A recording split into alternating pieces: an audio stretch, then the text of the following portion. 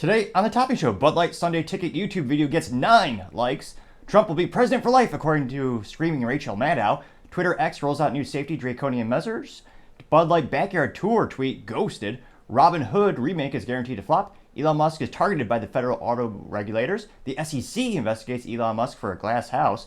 Mitch McDonnell freezes yet again. Farmers Insurance is laying off over 2,000 employees. U.S. Steel is reviewing new offers. Subway is serving subs in a rigid airship. American Airlines votes for a strike, and Burger King lawsuit, well, because their burgers were actually too small. All of that and much more on The Topping Show.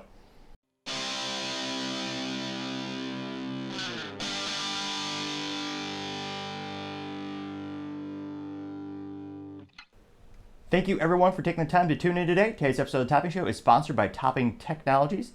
Topping Technologies is an IT value-added reseller and services company with a special proficiency in IT security. Heck, I see their founder at least twice a day. Gotta say he's quite handsome and brilliant. He's me, that's the joke. If you're an IT leader or a business owner and need a little assistance, you can reach the team at sales@toppingtechnologies.com. Now, going on to the business part of the podcast, you have Farmers Insurance laying off 2,400 employees. Now, when you look at the overall picture of how big the company is, that does correlate to about 5% of the company's overall workforce. Now, they claim this is an attempt to restructure for long-term growth and profitability, though there is one thing they could do to actually make it so they don't have to lay anyone off. Well, relocate. They're currently headquartered in California, where they're presumably paying millions upon millions upon millions of dollars in taxes. Not just property tax for presumably all the headquarters that they either own or rent, but also all their employees have to pay a huge amount of income tax, and of course there's corporate taxes. And you have the tax, gasoline tax. I was only partially joking about the tax. I'm sure there's taxes for taxes and taxes over there. But if they relocate to somewhere who has no income tax, employees would surely love that more. And there are also places with much more favorable tax when it comes to business, both property taxes. Because if you have big headquarters, presumably you also have to pay a big property tax. There's a lot of incentives. Other states are really graving great incentives attracting businesses. As far as I can tell, California is doing nothing to retain the few businesses that are still headquartered there. Now, I know there's still a huge economy in Silicon Valley, which is artificially inflated just because you do have the numbers from the big tech companies, but even a lot of the mid-level tech companies are leaving. But nevertheless, going back to Farmers Insurance, when asked for comment, the CEO, Raul Vargas, he recently said, quote, "Given the existing conditions of the insurance industry and the impact that they are having on our businesses, we need to take decisive actions today to better position farmers for future success," unquote. Now, this is hilarious, partially because other insurance companies are doing great. Now, Warren Buffett, one of the biggest parts of his portfolio, where his Berkshire Hathaway is the company he runs, one of the most successful parts is Geico Insurance. That's one of their cash cows, so to say. They make a lot of money from that.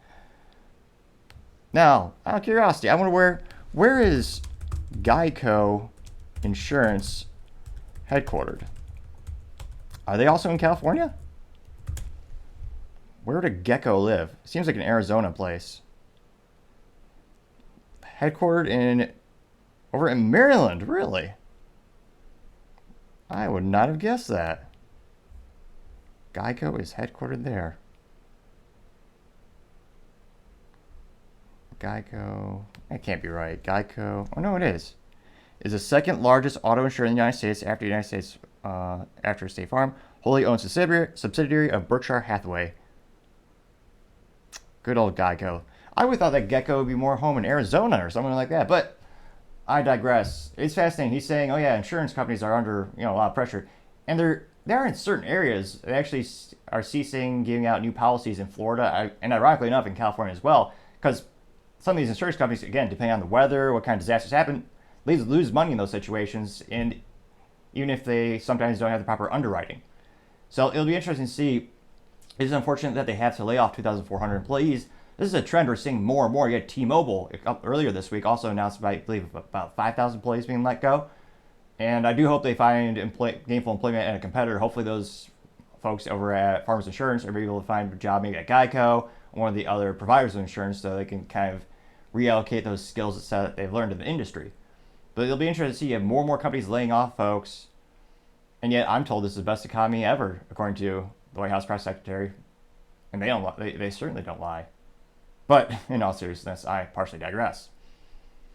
Other interesting business news: you have U.S. Steel reviewing more offers. Now, this is the Pittsburgh-based steel company founded in 1901 by J.P. Morgan and Andrew Carnegie, which are perhaps one of the most prolific names in American history. J.P. Morgan, also known nowadays as J.P. Morgan Chase, perhaps, if not the most successful financial institute in the United States, it's at least in the top 3.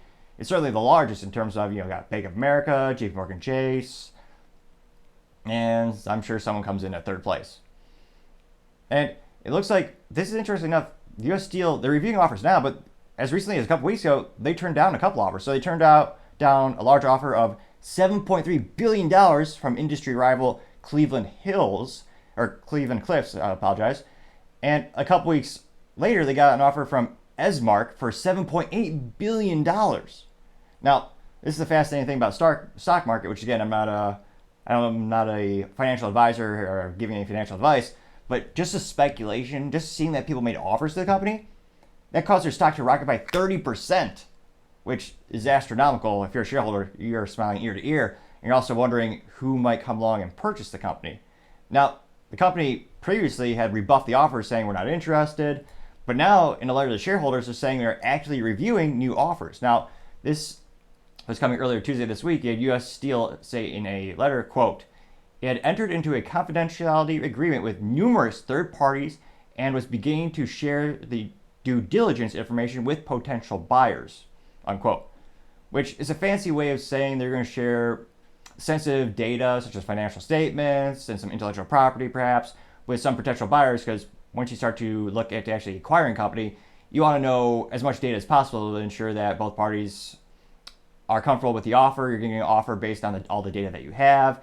And the seller, they want to make sure they don't get sued for improperly representing the company as something it's not. So it's very common. And it's interesting to see, over 100 years in business, or more likely over 100, about 125, getting close to 125 years in business. Why sell now? They've grown exponentially throughout the years. It seems like they have a great long-term plan. I'm actually surprised they're not the ones doing the acquisitions. So it'll be interesting to see where they go from here, and hopefully it stays American owned. It'll be interesting to see who ends up with the highest bid. But the industry is doing pretty good right now, even though the economy is precipitous to say the least. Steel is a vital, important component for warehouses. And as we see Amazon and all the e-commerce websites just explode exponentially in popularity, no matter how many brick and mortar traditional retail storefronts are shut down, you're always going to need warehouses for the actual storage and then the eventual transportation of the goods. So interestingly enough, we're seeing an economic boom in the construction of warehouses, which you get steel rebar. There's a lot of things that go into making the warehouses. So fascinating enough, that industry seems to be growing exponentially. So it'll be interesting to see, do they sell out? And they already turned out $7.3 billion. They turned down $7.8 billion. How many billions will it take to actually buy the company or for them to accept the offer? That'll be interesting, but I always say, time shall tell. Other interesting business news, you have Subway serving sandwiches in a rigid airship, or also known as pejoratively as a blimp, at 1,000 feet in the air. So now you don't need to just walk over to a store to get your slosh of Subway bread. You can go in the air. Now, it looks like it's an interesting promo, kind of. This is coming after last month. It's almost as if they're desperate for, we all know they're desperate for sales. Their store sales are abysmal to say the least. Remember, the last report we read a couple weeks back said the average store sale for a Subway franchise shop was $500,000 a year.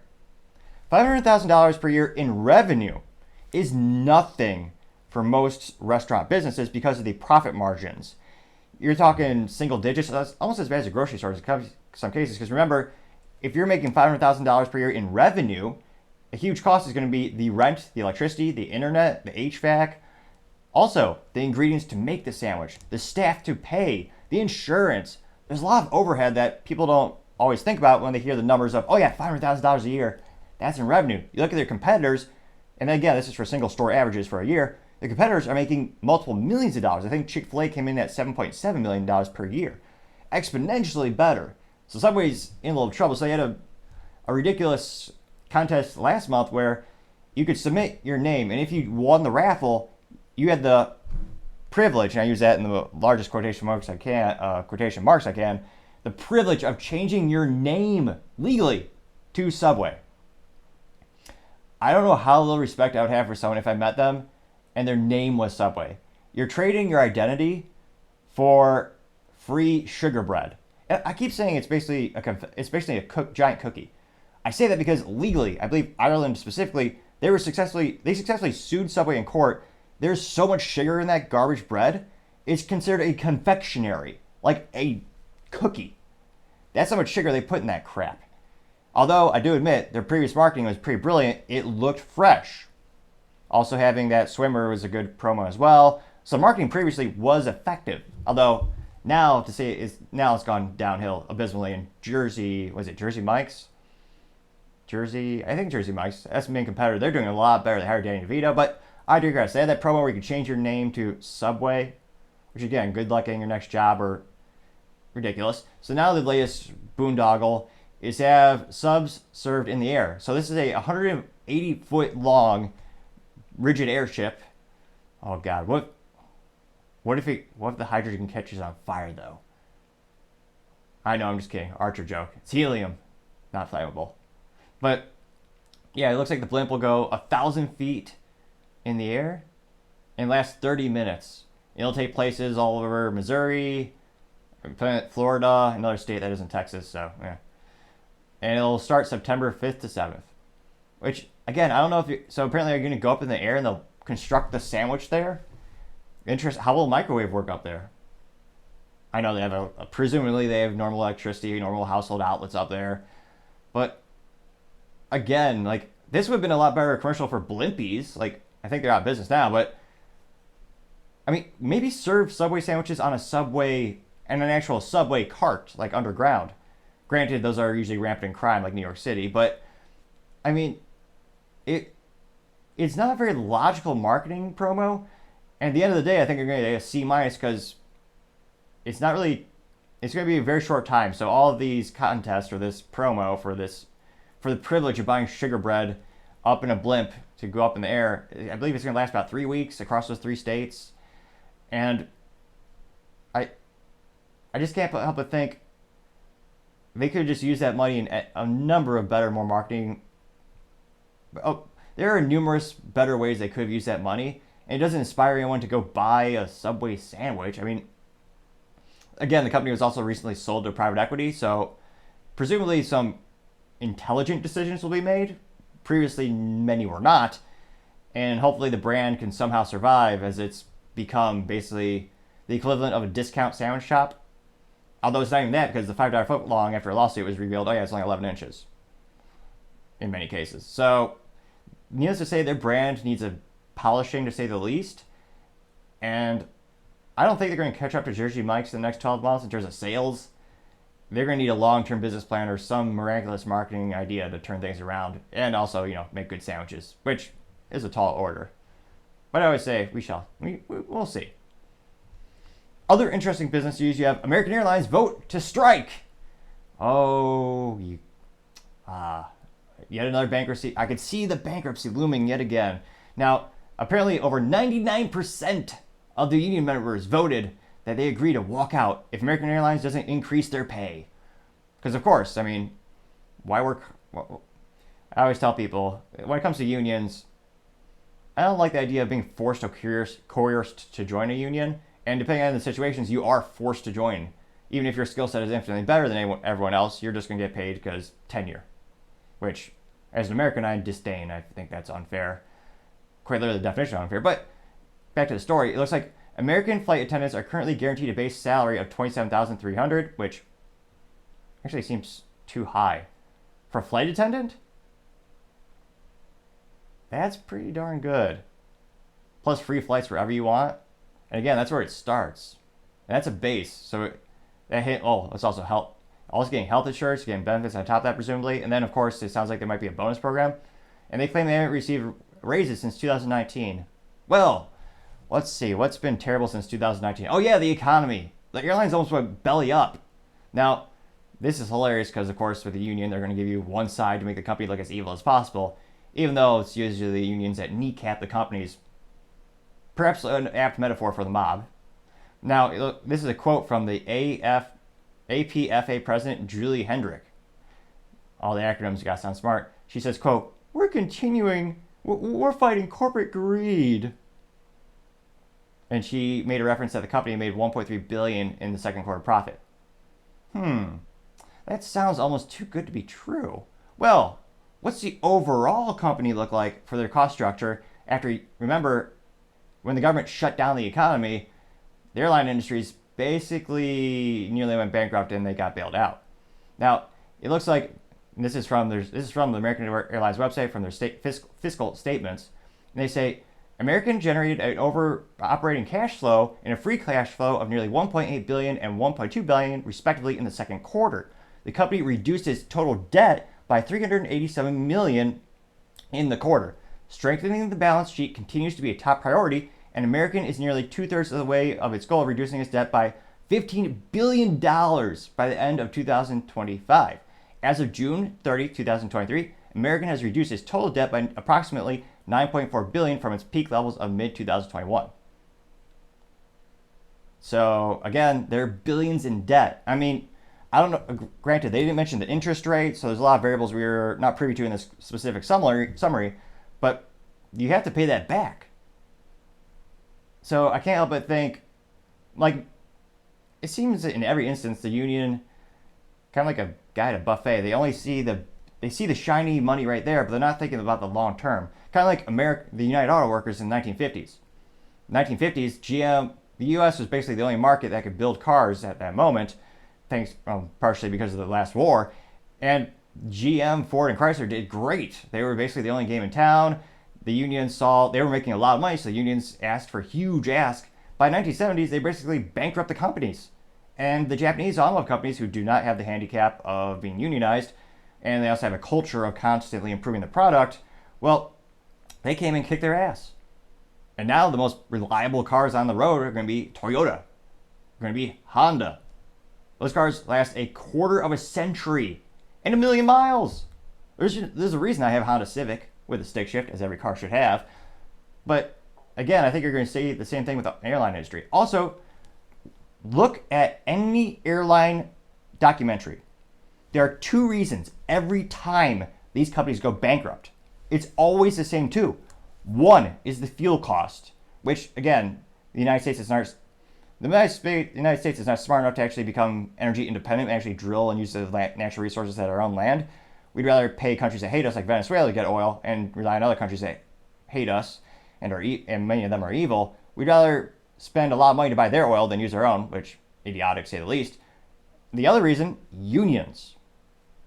Watch any airline documentary. Those are the top two reasons why they fail. And it makes sense. And I can't help but think, is this going to lead to them going bankrupt? When is this debt due? That's literally billions of dollars in debt. Also, when are they going to fix? A lot of these airline industries are struggling from their infrastructure in terms of they're having a lot of missed flights, flight cancellations. I have a lot of tech issues. That's not going to be a cheap thing to fix. So it'll be interesting to see, as the airline industry is moderately competitive, which ones are going to stay and which ones are going to be just basically overcharged and they're just going to be done, fiscally speaking. The cost will explode so much. The ticket prices will explode exponentially. Eventually everyone's just going to fly Spirit and take that 8% chance you're going to get stabbed. Warning, that's not a real statistic. Just kind of a gut feeling when you get stabbed in the gut. That is a joke. But for now, I digress. Going on to the culture part of the podcast, you have Robyn Hood, a remake guaranteed to flop. That was ratioed in seconds on the Twitter sphere. Now, of course, it is a remake, so you have to change the races and genders of all the main characters.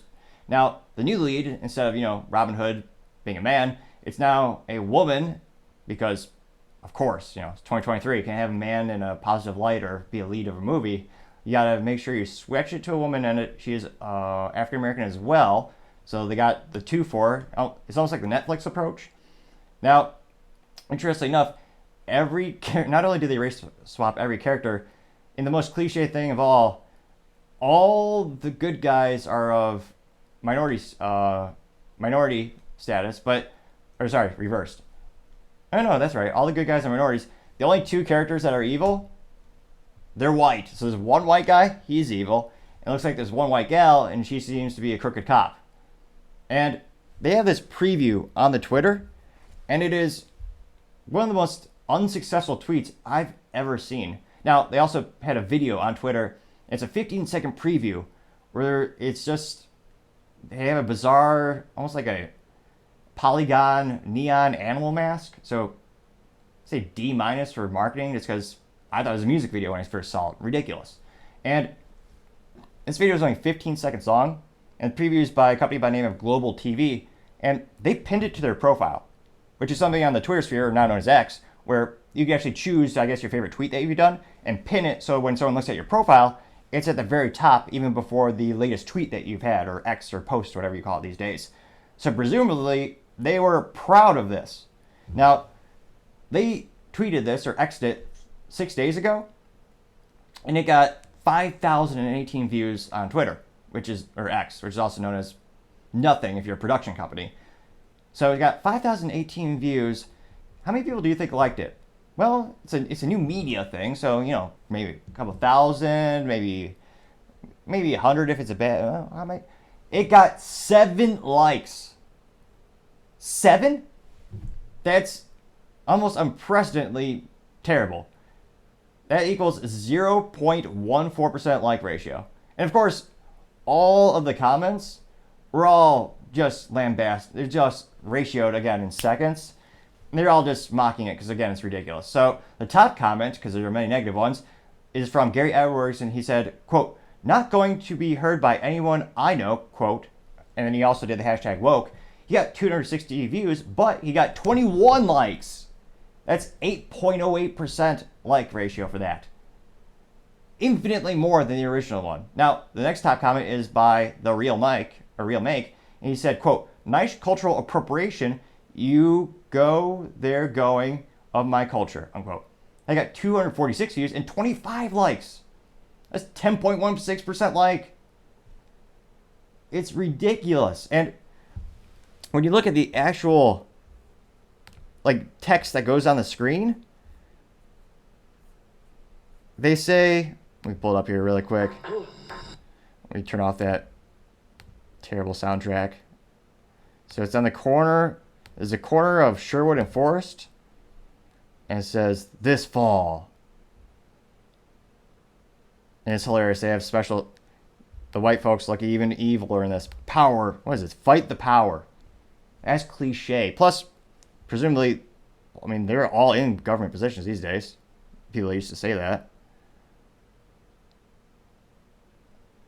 Rob the rich. So they admit they're committing a crime because they're robbing them. But the legend reborn. Robyn, and then they spell Robyn wrong. So it's Robyn, which grammar is a lost art these days, unfortunately. And apparently this is a new series coming this fall. Which, again, so the main thing of Robyn Hood was steal from the rich, give to the poor. Or the people who don't work, presumably, kind of like the U.S. government with the tax code these days. But, yeah, is one of the most ratioed things I've seen on Twitter in probably the past year. And scrolling through more of the comments, I don't see a single positive one. Like another person says, canceled after one season. Oh, this one's terrible. This one is from Ricardo. He says, Robyn Hood, quote, "robs from the poor and the rich and buys crack," unquote. That got 26 likes and 855 views. Oh, no, this one got 102 likes. This is from Paul Dixon. It says, "Warning, may contain toxic levels of cringe." And that got 1,000 views. Another one says, "WTF." Another one says, "rob the rich, no give to the poor." Oh, okay. I got about 20 likes. There's not a single. Okay, there's one person who's three more tweets just say WTF. I found, again, there's probably, let's see, there's about 8 tweets per scroll. So of the 46, 816, 32 that I've seen thus far, there's one person who had a positive reaction to this. And it's from a gal by the name of Natalie Duce, D-U-C-E. She says, quote, "Can't wait to watch this as some of this was filmed at my work. Heart." Guess how many likes she got? 1 out of the 79 people who saw it. I wish it said who. It doesn't tell me who liked it. I can't help but kind of wonder if she liked her own comment. Because, again, all of these. Another one says, "No, comma, this isn't racially charged at all. Black equals good, white equals evil. Can't wait to see the racial unity this will generate."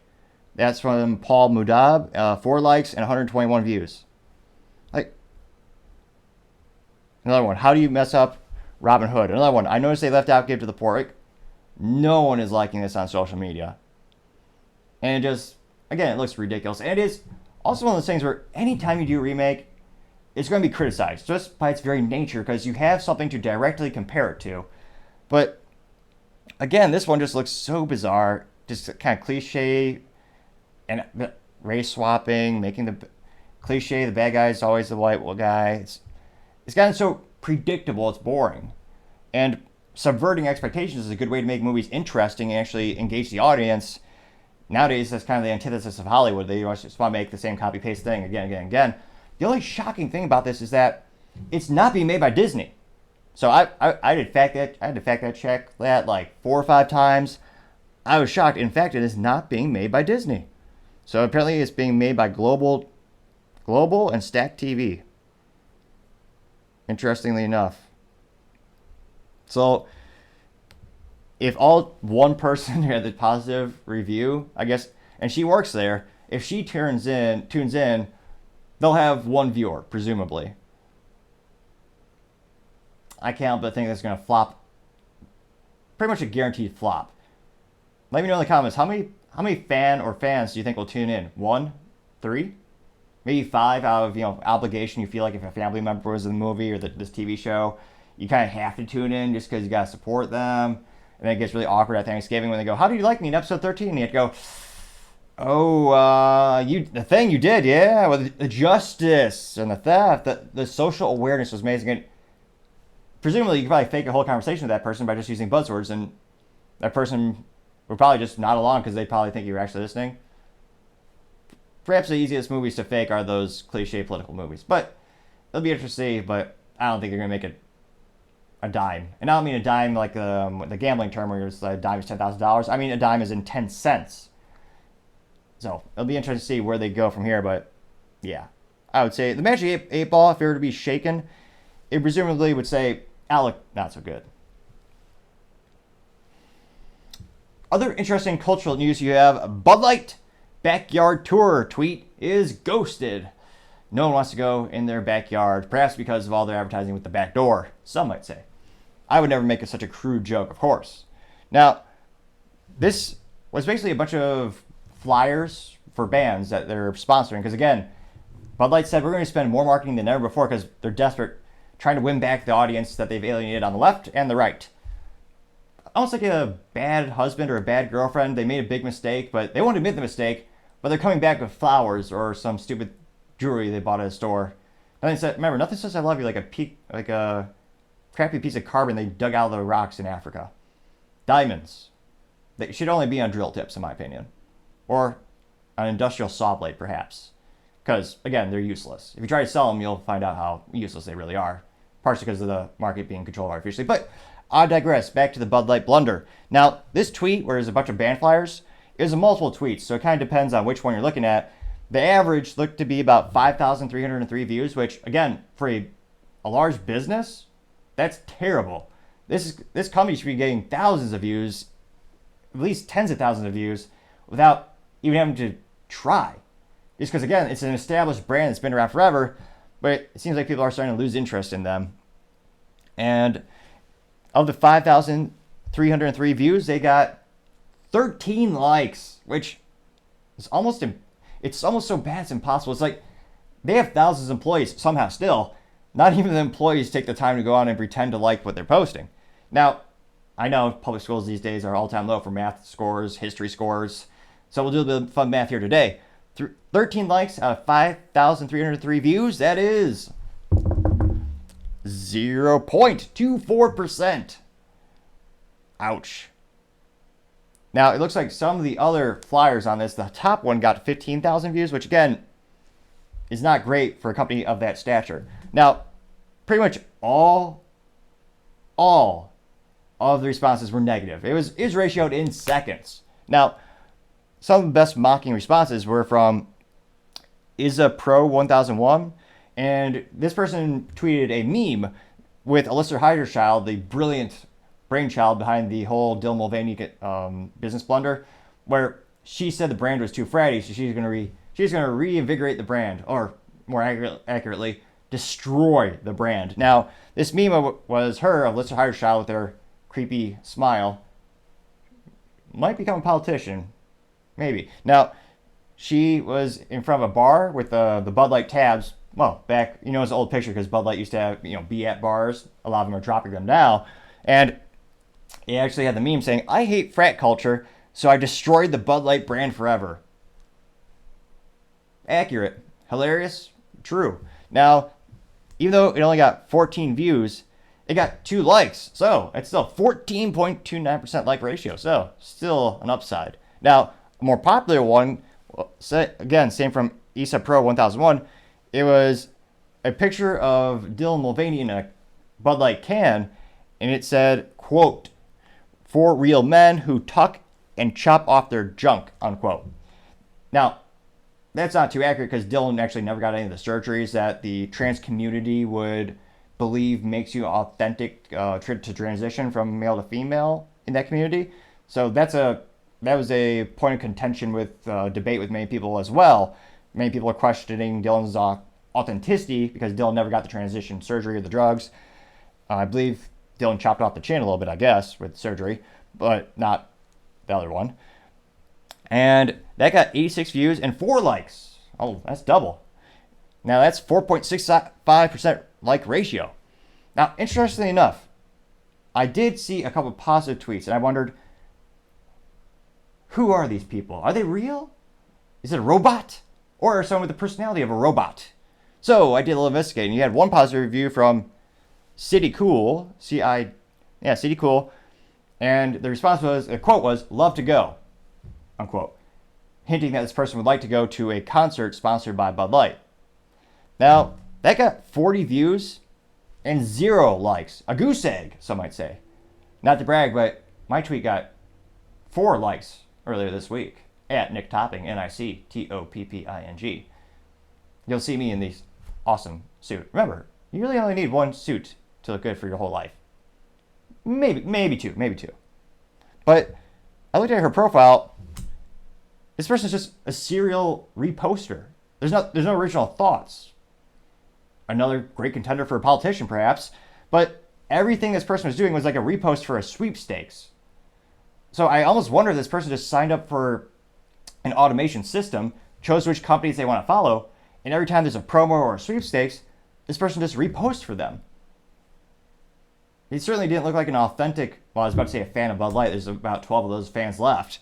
But it didn't look like anything real. And of course, Bud Light is ramping up the censorship. So a lot of people who used to post on it, like me, we can't post anymore. They banned my profile, my personal profile, I should say. Even though the only thing I said was, again, I did a picture of Yangling cans and bottle in front of my American carbon fiber flag. And a response to one of their tweets was, I said, "Thanks for the reminder to buy some more Yangling." And they blocked me just for that? Really? Ridiculous. Now, so they're hiding more and more responses. Some of the more interesting hidden responses from that tweet was Bud Light tranny fluid, and another one that had the gravestone with Alyssa Heiderchild doing the meme of peace out with Anheuser-Busch being on the headstone of the grave as she is destroyed, again, about $26 billion of stock value, as well as $400 million in lost sales. That was just for fiscal quarter 2 of this year. So same time period, fiscal quarter 2 last year, at Delta, they lost $400 million in sales. And again, the sales week over week, they have not been improving. So I suspect Q3, Q4 are going to be even worse. And remember, this is the what do we call it, the sports balls season. So people are starting to throw pigskins around. Well, unfortunately, bad for the environment. They'd rather use artificial, synthetics instead of good old pigskin, which is a renewable resource. Pigs are great for footballs as well as, I suppose, people who buy bacon. But it's sports ball season, so people are presumably buying more beer than they were last year. This year, they're going to be buying more beer, I suspect, of different brands. Needless to say, that was yet another tweet that Bird, again, the Bird logo is dead thanks to Elon, but perhaps this is really the tweet or the X that killed the Bird. We shall see. Other interesting culture news, you have Twitter X safety getting ratioed as their 1984 policies seem to be coming back. Now, again, this is especially disappointing because when Elon bought Twitter, previously there was more censorship than 1984, the book. And again, this is a health warning. Don't use that book in this podcast to make a drinking game. Presumably you would die because I make so many references to the book. Because unfortunately, modern society is starting to reflect the book more and more, if not being worse than the dystopian book in some ways. A brilliant book by George Orwell that every American should read, or every person in the world should read. Second only to, I'd say it's still better than Animal Farm. Animal Farm is a shorter read, also by George Orwell. They're not happy books.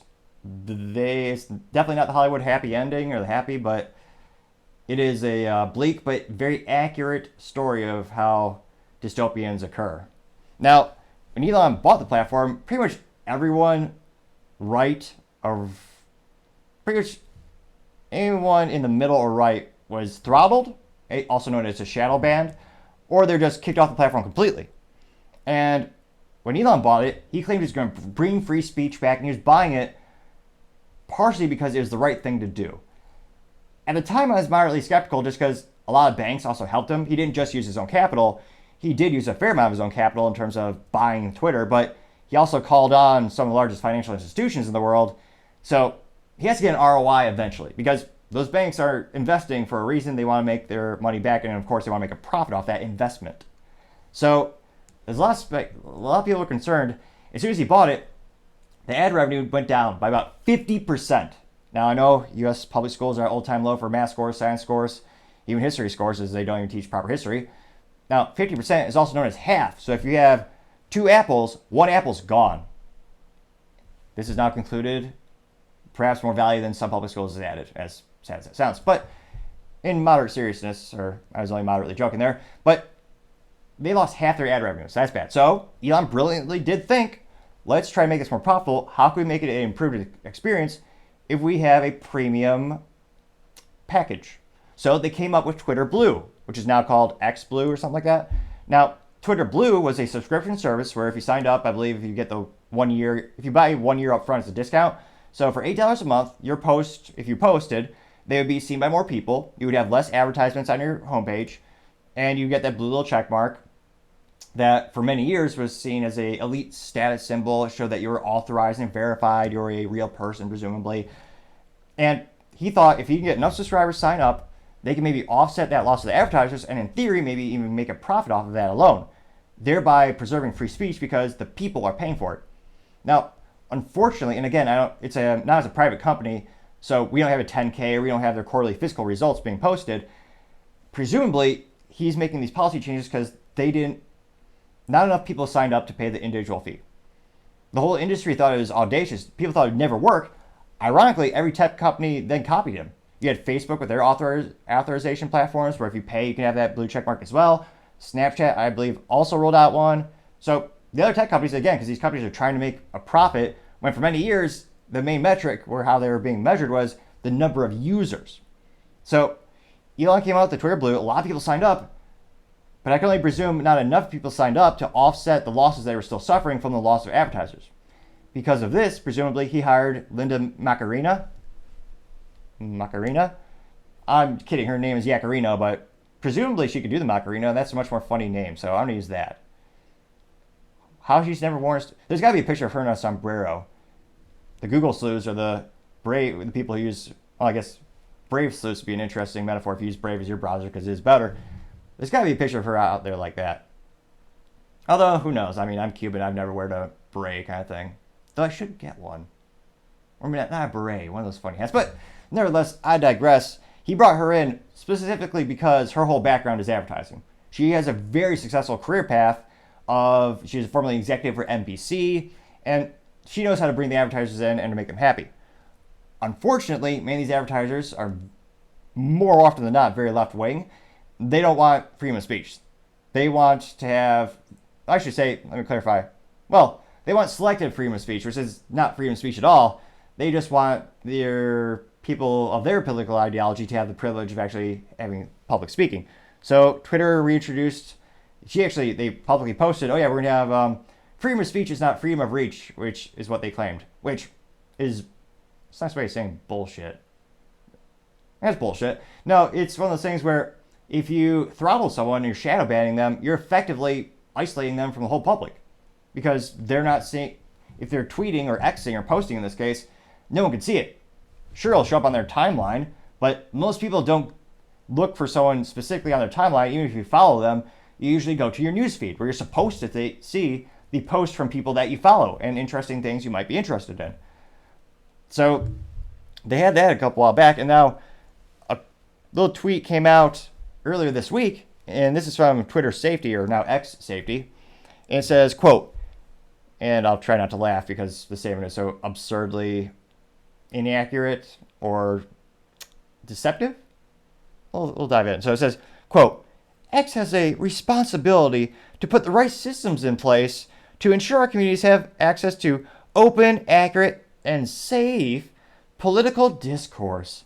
That's why we're hiring people, updating our policies, and safe political disclosure. Unquote. Yes, that sounds like it's directly from a page of the Communist Manifesto or 1984 or Animal Farm. In Animal Farm, perhaps one of the best metaphors in the book, they actually had an issue where, well, people also disappeared in real life and people in the book disappeared. They actually had rules written on the Animal Farm, the actual barn, and all of a sudden the rules would change overnight, and the people, or the animals in this case, they all just kind of went along, oh yeah, these have always been the rules. This has always been that way. Until their friend got carried away in a glue factory carriage, and they all said, oh no, that means doctor. Which, yeah, in a time and age where we are redefining words by the week, that's especially concerning. And again, more people should learn how to read. They should learn how to read. Most people should read. Unfortunately, books are something that are all too lost in modern digital society. But they should definitely read those books. Now, the responses were, of course, legendary. They were ratioed in seconds. Now, this tweet from, or I guess this post, come on, Elon, they need a better marketing than just a post. Every social media has a post. A tweet was unique. Maybe send out X Factor is with Joe Rogan. Hire someone in marketing that's better than Linda. Someone to make it better than a post. But nevertheless, that post from them got 3.9 million views. So that's a lot of views. A lot of people are tuning in. I wonder how many people agree with that statement. Precisely 1,597 people. 1,597 out of 3.5 million people agreed with that statement, or hearted that statement. Now, I know public schools are all-time low for math scores. We'll do a little fun math today. You take 1,597 divided by 3.2 million, you're going to get a number, then you multiply it by 100 to a number of percentage. That percentage is 0.041. The lowest ratio I've covered in 145 episodes. Also known as terrible. No one is agreeing with that statement. Or more accurately, the people are not agreeing with that statement. Advertisers, they are. Now, one of those popular YouTubers responded to that, and this is the quarter, and he said, quote, "You mean Trust and Safety Department returns rehiring Yoel Roth too?" Now the quarter got 4,740 views and 584 likes, giving a 12.32% like ratio.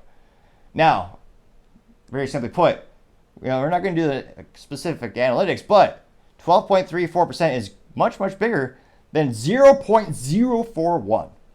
Actually, if you do a little bit of math, it's around 300 times more. So I did lie. We did a little math. Not a lot, but a little.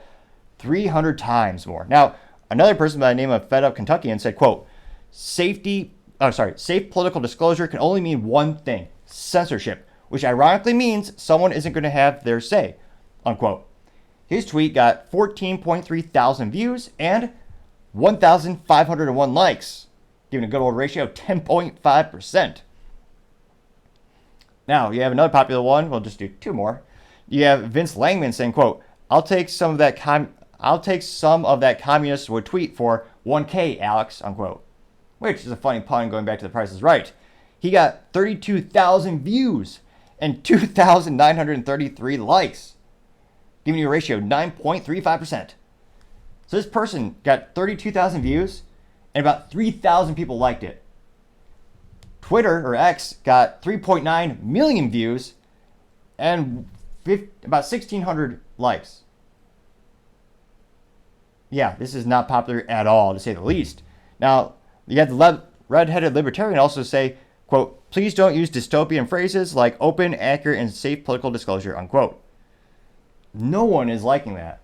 And unfortunately, it seems like the old ways of Twitter are back. And election year is right around the corner, so unfortunately, you're going to see exponentially increase in censorship, most likely around these types of topics and around people who are in the middle or in the right.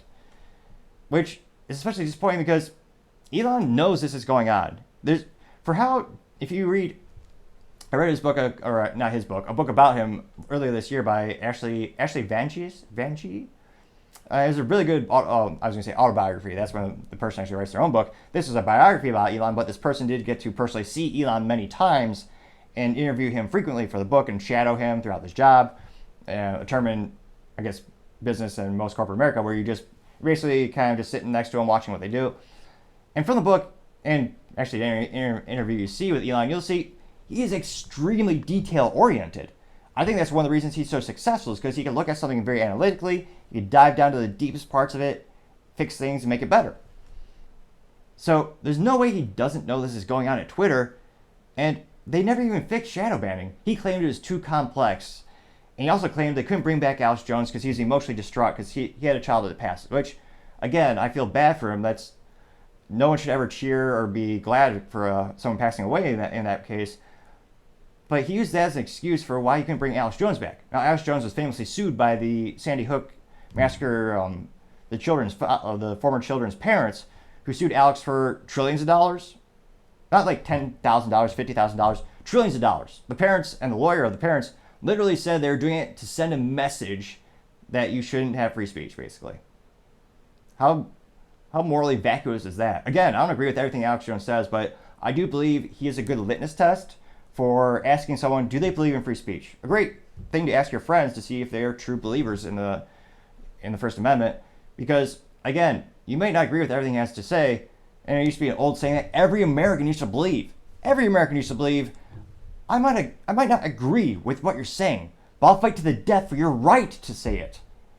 Everyone used to believe that. Now, unfortunately, people become much more totalitarian. They want censorship in many cases. It's disgusting, morally vacuous to say the least. So I always ask people, do you think he deserves to be on Twitter? Does he deserve free speech? And if you're American, the answer is absolutely. He's an American citizen. He deserves free speech. Now, it's also concerning that many of the things he's saying turn out to be true.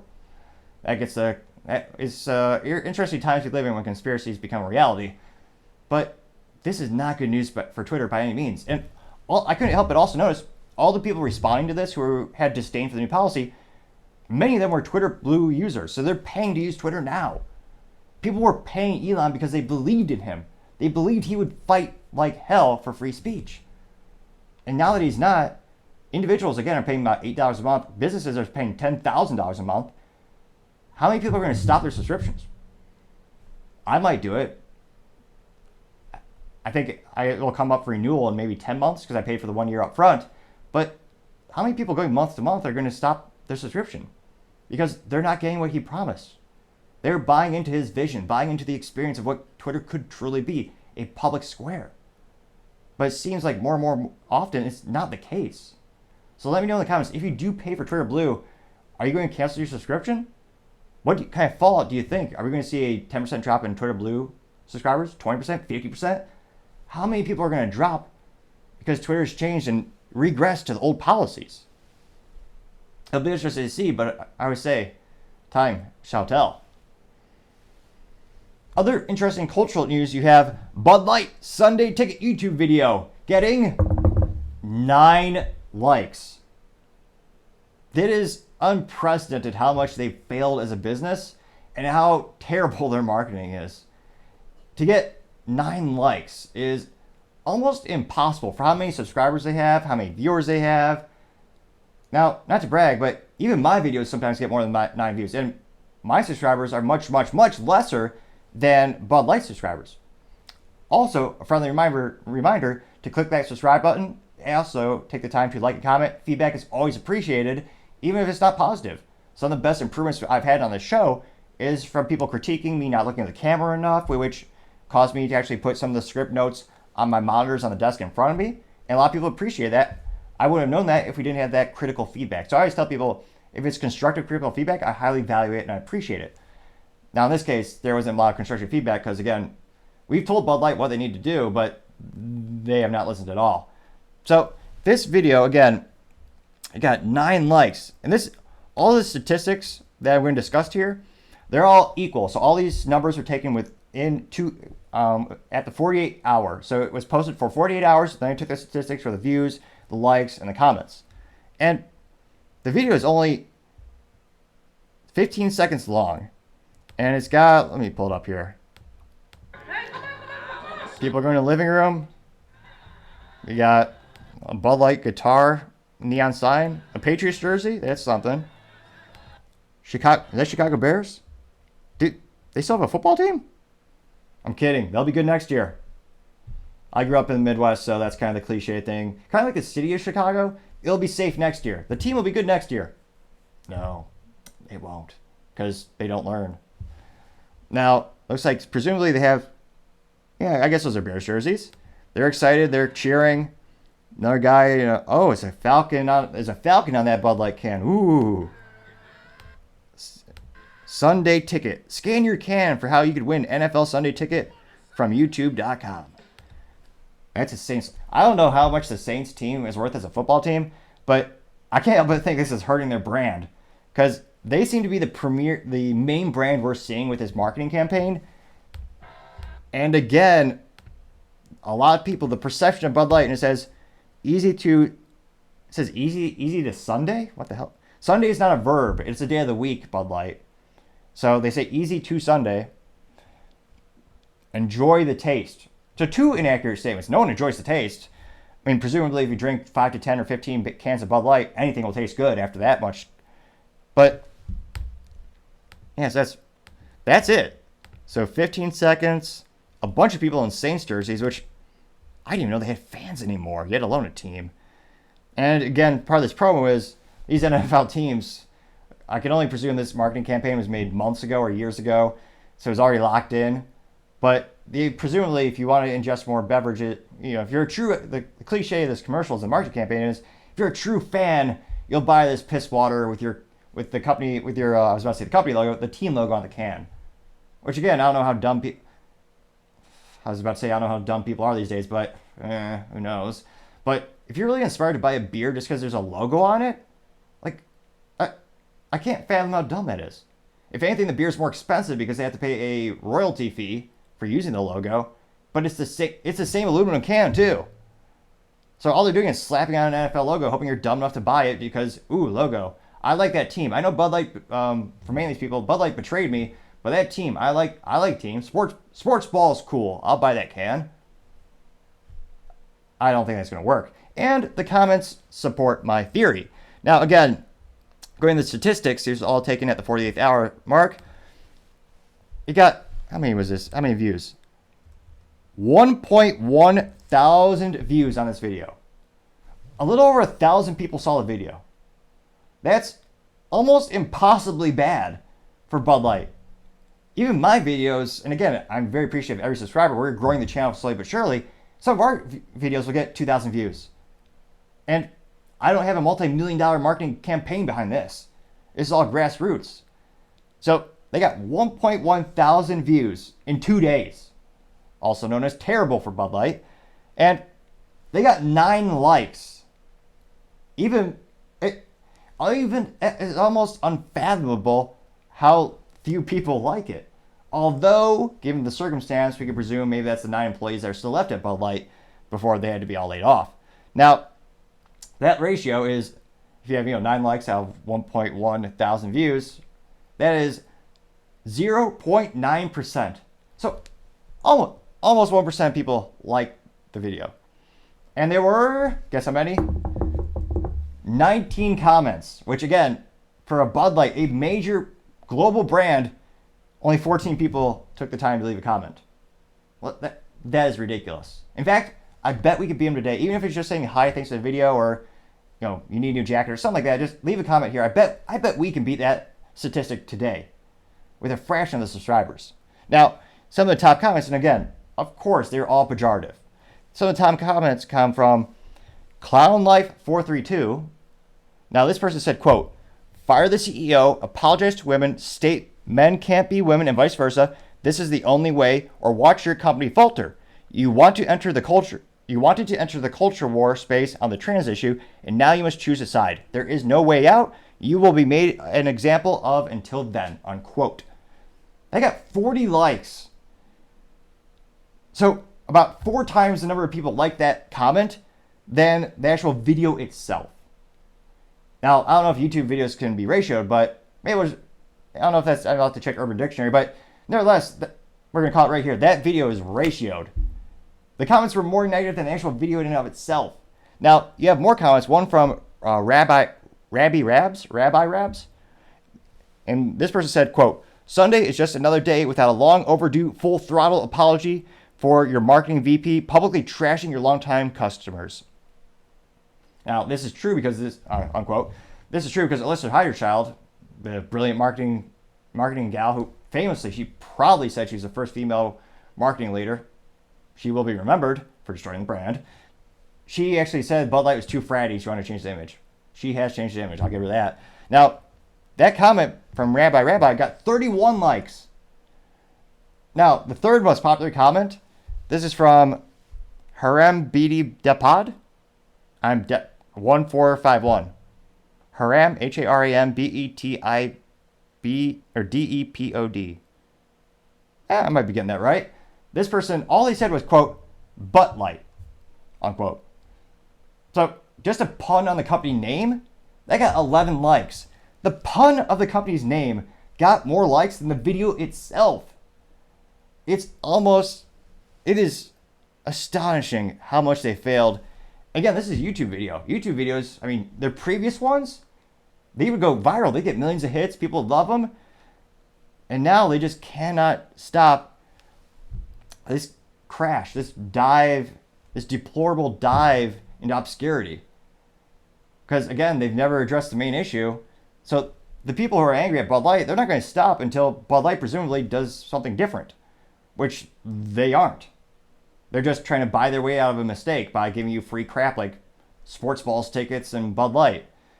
Which, again, I mean, the people who...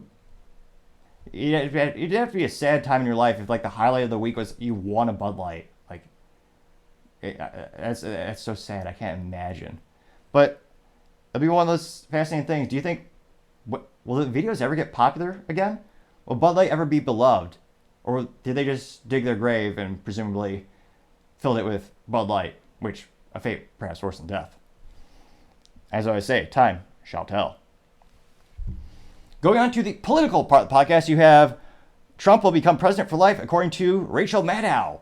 Now, she claims if he wins 2024, he'll be president for life, based on, well, this is also Rachel Maddow, so it can be presumed there's no logic or thoughts, but let's play a quick little clip of her, and perhaps another time of you're glad you're not seeing this because, but also if you do know good software where you have video and video seamlessly, let me know. I've tried a couple, but the camera resolution is too high for a couple of them I tried, and I had errors with others. So I'm still, again, more feedback, so I always appreciate it. We make the show better and better together.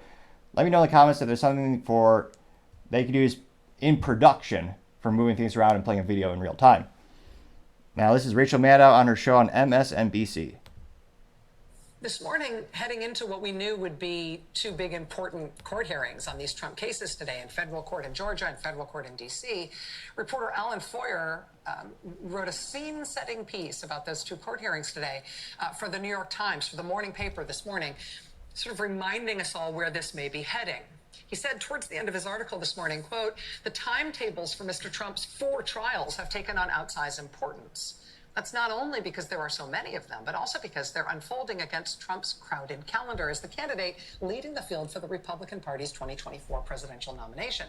As a further complication, Trump has made no secret in private conversations with his aides of his desire to solve his jumble of legal problems by winning the election.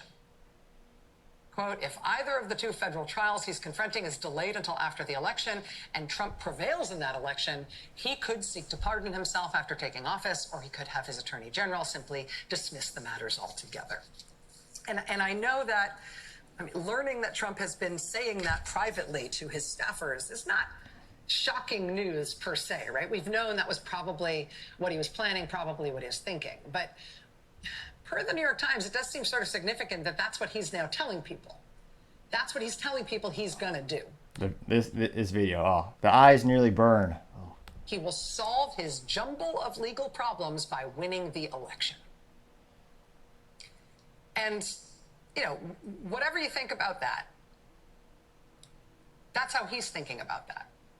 And what does that say about the election for all of the rest of us, right? It means in his own... If you squint, she kind of looks just like John Oliver. ...mind and those of his campaign and his supporters, presumably, these are the stakes. And again, whatever you think about that as a legal strategy for Trump, that is how he is thinking about the election. And that is how he is going to be talking to his supporters and his aides and his campaign about the stakes of the election. The election means one of 2 things, if this is the way he's going to approach it. Either he loses the election and he goes to prison, or he wins the election, he doesn't go to prison, and is that for life that he gets to be president? Will we keep having more elections? Has Trump ever hinted that he wants to be president for life? Now, Obama has said that actually in the past, but of course she's never going to critique him because he's left. He's above any critique or any examination. He actually said he would love to do a 3rd term if he could sit back in his sweatpants and kind of just do it from behind the scenes, which we could presume that's what's going on right now. Or no. So this is all because, presumably this is all, I know her brain is probably decaying, but is this just all in her head? Is this what she's thinking? If every election is a new opportunity for him to go to prison, do you think he allows us to have new elections? If those are the stakes, if winning the election is his plan to stay out of prison, what happens in that election if and when he does not win it? Does that kind of an election end with a graceful concession to a... Well, he would just presumably step down like he did last time? Fair and square re-elected President Biden? If Trump and his supporters see the stakes as losing and going to prison or winning and being president, and probably president for life, what evidence do you have? I forgot. This is also MSNBC. Should we expect that he and the Republican Party and Republican officials in swing states are going to handle the conduct of that election that Trump may very well lose? Small ADHD thing here. I've never seen someone so lazy when it comes to their appearance. So she's wearing a black suit and a black shirt? No earrings, no necklace, no rings, no watch, no makeup. Did she, where's the professionalism? Even I've got some, I got my watch and tool. I normally say suit up, but for her, no, dear God, no. Is she just secretly doing this in her living room? And because no accessories at all. And of course, it's no contest. We both have short hair. Mine is definitely better. Are prone to forget. We have to say out loud, that we would be remiss, we would be willfully naive to ask that question. She is naive. She did admit it there. She is naive. I'll give her that. As if our politics exists in a vacuum, somewhere outside the rest of our news. As if the politics pages are totally different than the crime pages, right? As if... Doesn't he have a necklace on? We are not in a moment where far-right politics is coincident with far-right violence, with regular shows of force from paramilitary extreme right groups and... What? Where? She's talking about the Summer of Love? That was not far right. With acts of violence by people who are explicitly and admittedly motivated by far-right eliminationist political ideas. Oh, she must be talking about the people who want to censor the people on the left. Oh wait, when it comes to censorship, that's not the right side. They don't control all the social media companies and all the news outlets. So no, that can't be it. We are prone to forget, but we do not have to forget. Is she gonna cry again? So what should we know? What can we know? She knows about what happens in far-right politics when it appears to be in nexus. That's the most cliche thing. Everything is far right. Have you ever noticed that? Every Republican is far right, extremist. Everyone. If you disagree one iota, you're far right. Even people in the middle are called far right these days. It's ridiculous.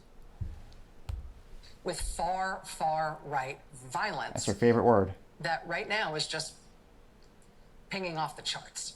But where is this? What? Now, interestingly enough,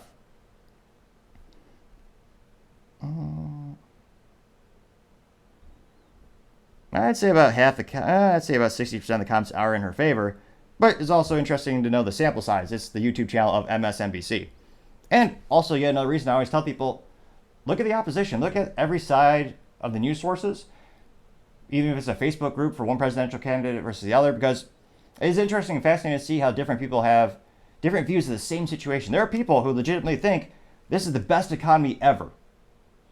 They don't feel inflation. They don't notice their groceries are exponentially more expensive now than they were in 2016. They don't know. It's fascinating to see the same situation, but two entirely different perspectives. So I always tell people, absolutely check out as many resources as you can when you're researching topics. And it'll be interesting to see how crazy the media becomes. Because again, has Trump ever professed that? Obama did. No one gave him a critique at all. I think Ben Shapiro said one thing. So there's one person who critiqued it. And Ben Shapiro is part of the Daily Wire. He owns the Daily Wire, co-owns the Daily Wire. And they're a conservative media company. None of the media companies in the middle or the right or on the left ever dared to critique him. So it'll be interesting to see, but I always say, time shall tell. Other interesting political news, you have Elon Musk. You have Tesla actually facing a federal probe over Elon Musk's secret company. Apparently it's to fund a glass house. Now it looks like, and this is from Forbes.com, it says the Securities and Exchange Commission and federal prosecutors are investigating Tesla for allegedly using the company funds to construct a secret glass home for the billionaire. Of course, they have to say he's a billionaire. Elon Musk in Texas.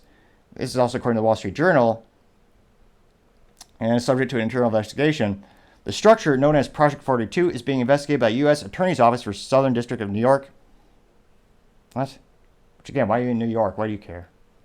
But which is seeking information about how much is spent on the project and personal benefits paid to Musk. Again, I'm pretty sure he takes $1 salary again, but the Journal reported the SEC opened a civil investigation and is seeking similar information, though the news outlet noticed that both investigations are early stages and Tesla might not face charges or formal allegations. Now, it looks like the SEC requires public companies to disclose perks paid to top executives as well as any transactions exceeding $120,000 if the company's representative has a, quote, direct or indirect material interest in the transaction.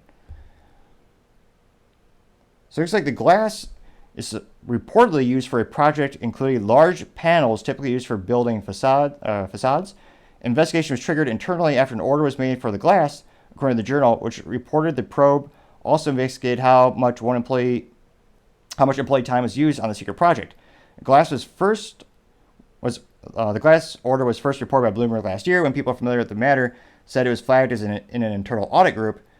If the construction of a glass house for Musk is ever confirmed, it would brush against his preference for a low lifestyle. Musk said for 2 Musk said 2 years ago his primary residence was a $50,000 South Texas home rented from his company. SpaceX noted that the only house he owned at the time was an events house in the Bay Area. Blah, blah, blah. So it's interesting to see. I don't know if this is materially trying to, I don't know if it's materially trying to experiment with for the company or what's going on. But it's fascinating to see, as soon as he kind of stepped out of line, all the scrutiny came. And the political machine went against him completely. Rewind back the clock, maybe 5 years ago, when he was working at Tesla, every media company, every politician loved him, especially on the left, because he's making electric cars. Before Elon, electric cars were a joke. They were a glorified golf cart. There's nothing. There's the Nissan Leaf. I don't know if the Nissan Leaf is before or after, but the Nissan Leaf is the butt of every EV car joke. Because it's small and efficient, or it was priced cheaply, but at what price to your dignity to drive a Nissan Leaf? And again, it's an EV, so it's disposable. But you have the SEC now investigating Elon with Tesla. So it'll be interesting to see what's going on with that glass house. But it looks like the political machine is becoming more and more of a weapon to go after your political adversaries. It'll be interesting to see how much they continue to work on it to investigate Elon for all these things. Time shall tell. Actually, time will tell. You have more. You now have Elon Musk being targeted by federal auto regulators for the secret Elon Mode driving capabilities. Now, it looks like Tesla received a special order from the National Highway Traffic Administration requiring it provide extensive data about the autopilot and driver monitoring systems to the agency. The auto regulators want to know more about the configuration for Tesla vehicles known as quote-unquote Elon Mode that eliminates the so-called quote-unquote nag that normally prompts drivers to keep their hands on the steering wheel. Interesting. So more political persecution? Yes, 110%. I say this. Or this is my logic of why. Elon Mode is his own mode that he uses presumably to test out new technologies, and he uses it in his Tesla. If you buy Tesla today, that's not an option for you to use. The only way people found out about it is because a hacker went into the system and found it. It's not available for a consumer to logically easily use. Unless the user is a presumably extensively good hacker, because Tesla's a very good they have exceptionally good cybersecurity practice, the normal person will never see this mode. This mode isn't available for mass use. It's not even available for end users. It's Elon's, quite literally says Elon Mode. But they're going to go persecute him anyway because, in my opinion, he's going against some of the government. And it also is, Elon's doing what the private sector does best, showing how utterly inept most of the government is when it comes to pretty much anything they do. Look at SpaceX. They've done more than NASA has done in the past 20, 50 years. They've shown not only can you go to space cheaply, but you can reuse some of the components. Where NASA, again, seemingly unlimited budget, you don't have to worry about pinching pennies or actually making an effective ROI. They're just overbloated for decades. Elon did it at a fraction of the cost and revolutionized space travel. So I can't help but think that's one of many reasons he's becoming politically persecuted. Because again, the secret Elon mode is not available for anyone except Elon. And if his car, his technology, let him do whatever he wants. Let him test out the newest features. Similar to the F1 cars. They test out the greatest technologies and then they trickle down. Presumably, Elon will test this feature, and once he works out the bugs, they'll roll it out for mass testing or for, maybe say, sample testing, maybe a couple hundred users, and eventually everyone will get the new cool tech. But no, they have to go target Elon. Let me know, do you think Elon's being unfairly targeted? Considering this isn't a software anyone can use readily as far as with all the data that I've seen, let me know, do you think they're being selective in their persecution? Or do they have a legitimate concern for the people on the road? Again, I guess they're guessing the average person could be a really good hacker and somehow access this sub data. It'll be interesting to see, but with all the data we have now, it sure seems like Elon's being politically persecuted. But that's just my 3 cents. It used to be 2 cents. We got 40-year hyperinflation. Should charge 4 cents, but I'm a generous man, just 3 cents. Although, it is still free to click that subscribe button. I know it's a big, tall order, trying to get to 4,000 subscribers by the end of September. I know it's a big goal, but together I think we can make it there. Now, other political news, you have Mitch McConnell freezing yet again. Now, Mitch McConnell is old as dust. Well, maybe not that old. Well, most dust bunnies are probably actually younger than him now that I think about it. If you vacuum your house every And you find the dust bunnies that accumulate every couple of years behind the old armoire. So actually, he might be older than dust in that case. Now, a little background if you're not really big into politics. He is the Senate Minority Leader on the Republican side, and he's 81 years old. So statistically, he is an outlier, as the U.S. average age of decease for men is usually, I believe, around, what is it? I believe it is 74 or 6 last time I checked. But this is the second time. And there's already the comparisons. He's been compared to a turtle for most of my life. Everyone kind of compares him to that. Now, he was in front of a podium giving an interview and just kind of stopped. So we'll play that clip really quick now. I'm sorry, I had a hard time hearing you. That's okay. What are your thoughts on running for re-election in 2026? What am I? Oh, they're asking him, what are your thoughts on running for election in 2026? I don't think he's going to make it to 2026, to be frank. Thoughts about what? Running for re-election in 2026. That's So he said it's a long, awkward, pregnant pause. Did you hear? So he has his aide, presumably that's his aide or nice gal coming up to him asking, did you hear? The question, Senator, running for re-election in 2026? Well, he did say yes. He did hear the question. All right, I'm sorry, you all. We're going to need a minute. Senator. Penny. Bringing up another aide. You're telling him we're going to head outside. Does he acknowledge it? He says, oh, okay. okay. Somebody else have a question? Please speak up. Oh, jeez. I mean, it's sad. I mean, politically speaking, he's done a couple good things. Unfortunately, like many politicians, I don't think he does enough of the good things I would like. But it's just sad seeing someone that they should be enjoying their retirement years on the beach in Florida with their family or something. But I don't know if it's hard to say if they're just so disgustingly hungry for power or if their family is pushing them to stay in that position or their fellow colleagues. But he's 81 years old. Now, I would also say it's not as bad as Dianne Feinstein. She's 90 years old and looks 150 years old. And I don't know if Dianne Feinstein also morally vacuous in terms of wanting to take away guns from hard-working Americans while having a nice private security detail. She doesn't even know when she's in office. So she came out of the government, the facility, the government building a couple days ago, and someone asked her, hey, how did you enjoy your 3-month, not vacation, but your 3-month medical leave? And she goes, what do you mean? I was here the whole time. So she's not cognitive of where she is. And also, after she voted on a bill, which she shouldn't be able to vote, she doesn't have legal autonomy over her own body. I say that in a second. So she came out and she said, did I vote for that? So she didn't remember she voted on stuff. Now, her daughter has the power of attorney over Dianne Feinstein. So Dianne Feinstein doesn't have the legal ability to make decisions for herself, but she can make legal decisions for 400 million Americans. That's insane. But she's so corrupt, so hungry for power, they'll never give it up. And you have this. So Dianne Feinstein is famously a leftist. Now she's not considered radical enough, so many speculate that's why they're also trying to push her out. The people who do want to push her out, but Dianne Feinstein's on the left, so she's Democratic, she's liberal. Mitch McDonnell's on the right. Both parties have this issue where they have some folks that are getting so old and their cognitive abilities are not there, and part of me feels really bad for them because it's sad. And then another part of me thinks they're either power hungry, their political party is hungry for power, they don't want to give that up, or their family is pushing them into these positions to stay there. But there's got to be, the issue is, if we do have a cognitive test, who writes the test and who's the judge? Because we see the government change the definitions of many things to suit their political needs and to be given themselves a political advantage and put their opposition at a disadvantage. So that's the concern around that idea.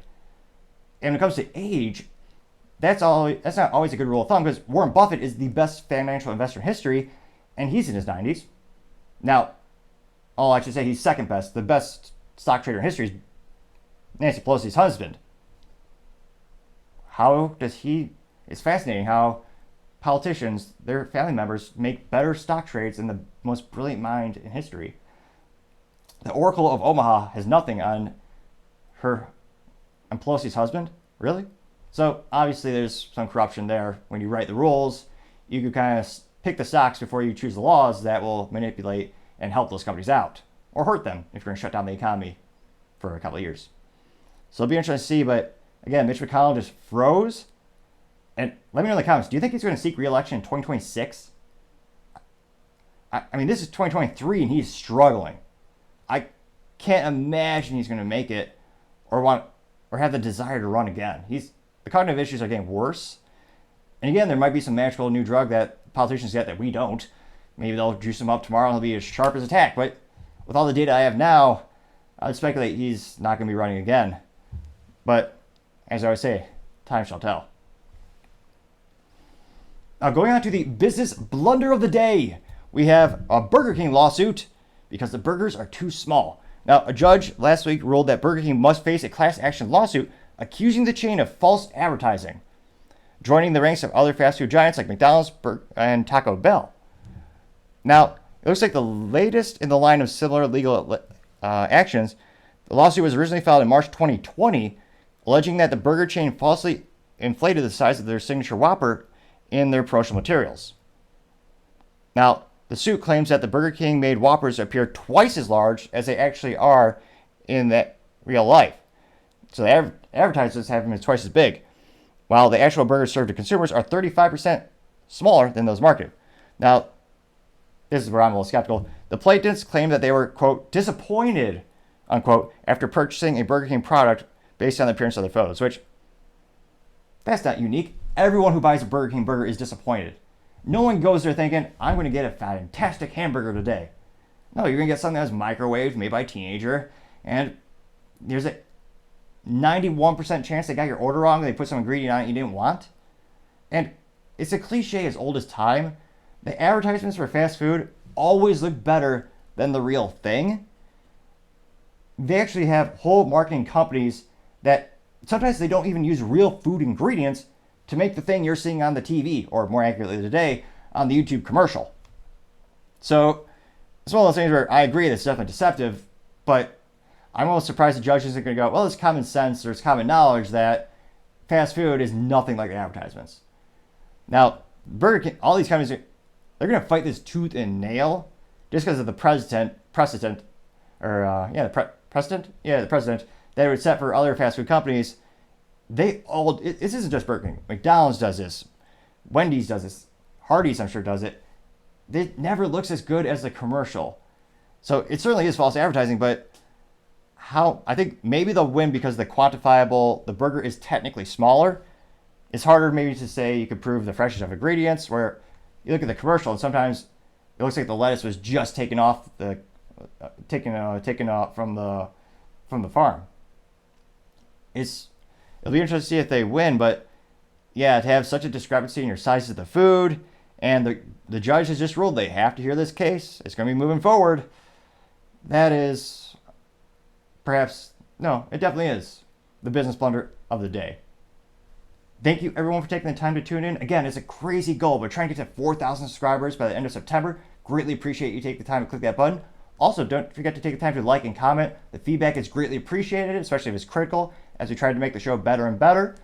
Also, don't forget to take the time to tell your family, tell your friends, tell your coworkers, heck, tell your enemies, tell anyone and everyone. Just stay safe and fight the good fight.